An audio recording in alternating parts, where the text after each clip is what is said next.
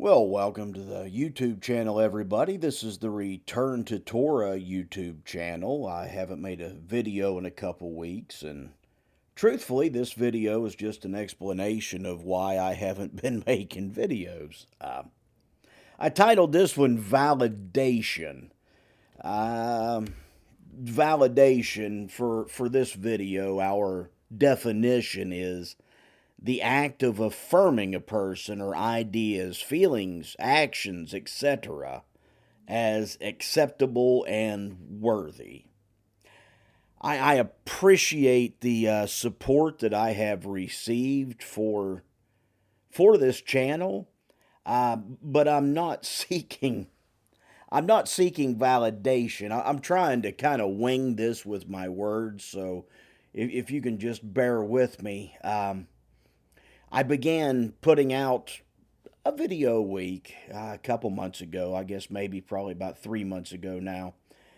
The point has always been to reach out to people with the doctrine, basically things I wish I would have known as I was coming into the Sabbath and coming into the feast days, and understanding that although God did call Gentiles clean, we still don't eat Gentiles. I don't think they'd be very tasty.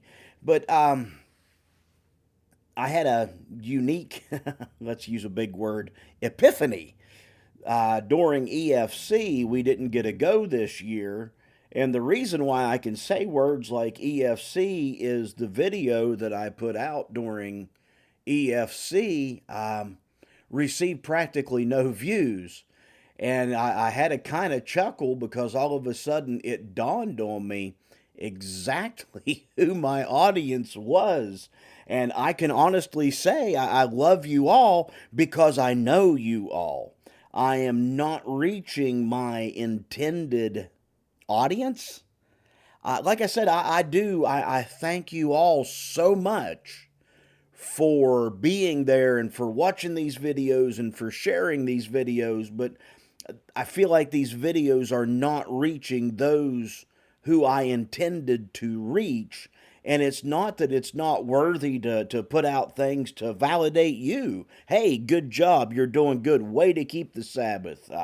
Way to eat in a way that is holy, and way to keep those feast days. Hey, that's great. We all need that. But that was not my intention with this YouTube channel.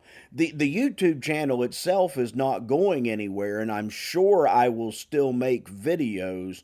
I just wanted to make this short video to help people understand, well, why I'm not making so many videos. But I've got a new scheme up my sleeve. I'm always working on something. When I'm not working on work, I'm working on something. But yeah, I added this, that this was the last video I put up was why do you people keep different holidays, and it had 13 whole views. It's not that it hurt my feelings, it's just I knew that I was barking up the wrong tree with this, that I was reaching my friends. I know you're pastors, you're all in good hands. I'm not telling you anything that you don't already know, but I'm reaching out to those that don't already know. I've had something I have been working on for I don't even know when I started it. It's been a few years, but let's just go here. But exhort one another daily while it is called today, lest any of you be hardened through the deceitfulness of sin, and exhort to urge, advise, or caution earnestly, admonish urgently. So we are to exhort one another, but that's not what I have been trying to do here. And I'm getting my slides behind myself. I should have already said this. I'm going to something else that some of you already knew existed. This is my goal. This is what I'm looking to do. In meekness, instructing those that oppose themselves. There was a time 5 years ago, this was me. I was opposing myself. And in that time period is when God started opening the Sabbath up to me and started pushing me in that direction and started showing me what I was doing. I was preaching the Sabbath before I was preaching the Sabbath. I was getting upset with people because they were going out and they were getting entertained and trying to do things to edify the flesh, and then try to come in on Saturday night, which is when we were having service. We just weren't calling it Sabbath. But that they would come back in and they'd be swimming all day or something like that and wondering why they can't get a blessing from God. They were taking God's time and they were wearing themselves out on it. They had Sunday to do that. But anyway, I was preaching the Sabbath before I began preaching the Sabbath. But there was a time when I was in this number of those that oppose themselves. If God peradventure will give them repentance to the acknowledging of the truth. This is the website for my podcast that I have had for a few years. My wife was listening, and she went back to the older, because I started in Hebrews, and it's not like Bishop White's Bible study. Mine is like verse by verse. His is more detailed, and I did not have the revelation when I began this as I have now, but my wife was telling me some things that I had said on here, and I'm like, oh, I wish I wouldn't have said that. I need to go back and maybe put a mid-roll and correct some of that. But apostolic Bible study time, there's been a couple years that it was in the top 25 apostolic podcasts. That shows there's at least 24 of us if I'm in the top 25. I haven't given it nearly as much attention as what I should have, but there is a following on this podcast.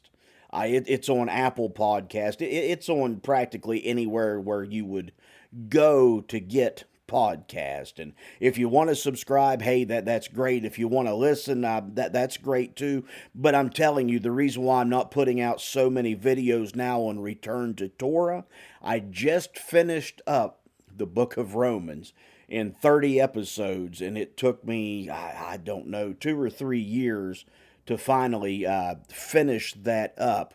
But I am going to the same format that I have had for this. I'm going to keep the podcast. I am going to continue putting out a voice only, audio only, but I am going to start building this YouTube channel and conniving, maybe, sneaky, but I am going to the book of James, and I am going to begin trying to show these mainstream apostolics, and I have taught Sabbath and things of that nature on there. I've taught clean eating on there, for that matter. There's things on there that I have taught, but I am going to James now, and I'm going to take my time in that short little book of James and try to explain to the people why we need to keep the commandments and the difference between the commandments and the covenant that God made with Israel and the law of Moses. So, honestly, bare minimum, I am just asking you to pray for me that God will give me the right words. These people, I receive emails and everything else. I mean, it's an active podcast. It's an active community. But like I said, I'm going to try to build this YouTube channel. I'm going to try to explain to our apostolic brethren, which most of us still are. We're more apostolic now than what we were to begin with. But I'm going to try to reach out to these good UPC folks or these good non-denominational folks and try to show them why we keep the commandments. But I would appreciate your prayers. I guess that's it. I think that's probably, that's the last slide I have on here. That's all I really have to say. But I do appreciate your support as I was trying to get the other channel off the ground. It's just, it wasn't reaching who I was wanting to reach. You folks are my brethren. I mean, you really are my family. I still have a couple brothers left, but the CACI in particular and some members elsewhere, you folks have become my family in the few years that I've been around here.